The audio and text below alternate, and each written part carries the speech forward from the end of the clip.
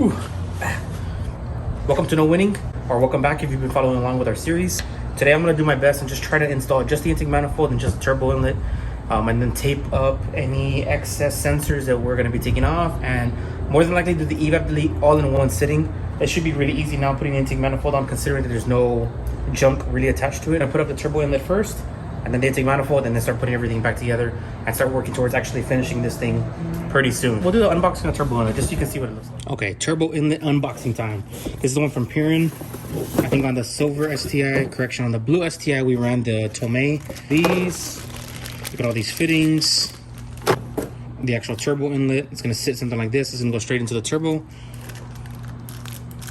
No clue what that's for. And some more hoses. Okay, gonna dab a little bit of lube to put this one on. That one's on. I'm gonna get done as fast as I possibly can because somebody's about to cut their grass again. So let me see how fast I can get this done.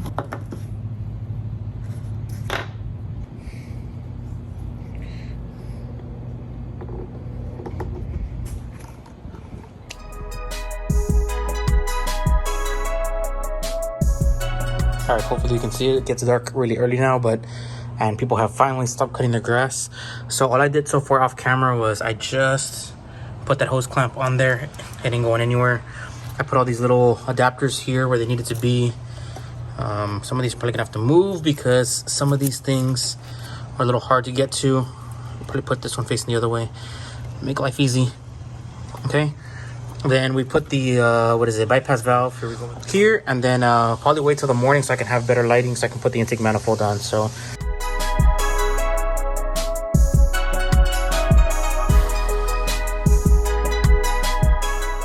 I'll have to start on this side because of that coolant line right here. Even though I've already lost like 10 gallons of coolant,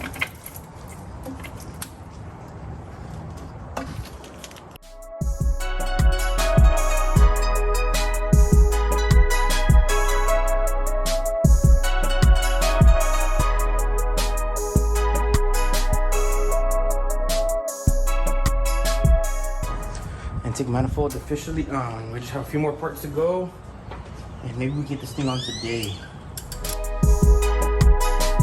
You can tell I already have pretty much everything situated. I'm sorry I didn't show it on camera. It's been super windy. My phone's been knocked down a couple times, but I already put the boost control solenoid cover here on. I put the overflow tank on. I put the intake on. The turbo inlet, you saw me put it on. So what you didn't see me put on, or what I didn't do on camera, which I was going to show in person, was I took off all of this EVAP delete. There's a sensor here and a sensor here. So in reality, all we ended up doing was, this one is the one that goes to the boost controller, which goes up right here. This is the one we plugged. We plugged this here, and we ran the only one from here up onto the air oil separator.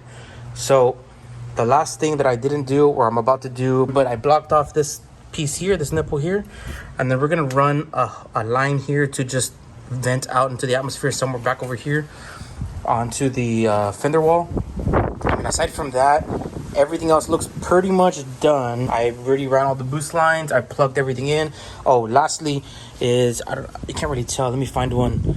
I masked up and taped up all of these sensors that we're not going to be using anymore. So you can tell I just taped it up there. Taped up another one over here. I just used electrical tape, and I taped up I don't know if you remember, but in a previous video where we plug in the TGVs, there was a splitter, so I taped those up on both sides. I also already zip tied the barometric pressure sensor. I don't know if you're going to be able to see it in this mess. It's right there. I taped up the other sensor for the other half of the barometric pressure sensor, and that is about it. Well, if you made it this far, thank you for watching. We appreciate it. We have maybe 3, maybe 4 more videos to finish up this car. What we have coming next is probably just going to be installing just a bunch of sensors. If I'm not mistaken, we're doing the speed density sensor. We're doing the 4-bar map. And then more than likely, we're going to include that with the AFR gauge. And then the last things we have beyond that would be just the fuel pump and then the surprise we have. So if you're excited to see and you want to know what it is, make sure you stay tuned for future videos. And we hope to see you on the next video. Thank you for watching.